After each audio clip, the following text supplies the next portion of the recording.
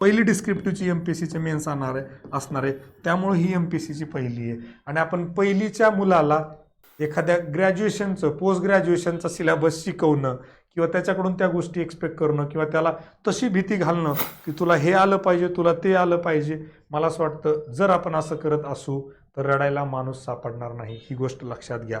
आणि मी जे बोलतोय हे जर तुम्हाला खोटं वाटत असेल तर एमपीएससीनं मागच्या काही दिवसांमध्ये डिस्क्रिप्टिव्हचे पेपर घेतले, एमपीएससीनं FSOचा पेपर घेतला, सिलेबस आणि क्वेश्चन पेपर बघा, मेट्रोलॉजीचा पेपर घेतला, एमपीएससीमध्ये दिलेला सिलेबस बघा आणि पेपर बघा. एमपीएससीनं आत्ता 2024मध्ये डिस्क्रिप्टिव्हची ॲग्रिकल्चर मेन्स घेतली, फॉरेस्टची मेन्स घेतली, त्याचा सिलेबस बघा, त्याचे क्वेश्चन पेपर बघा आणि नंतर ठरवा की मी जे बोलतोय ते खरं बोलतोय का खोटं बोलतोय. एवढं सगळं करूनही जर आपण ह्या मार्केटमध्ये किंवा ह्या ज्या कॅपिटलिस्टिक इकॉनॉमी आणि ते काही एक त्यांनी जो फिअर क्रिएट केली याच्यात जर आपण अडकणार असू तर मला असं वाटतं रडायला माणूस सापडणार नाही.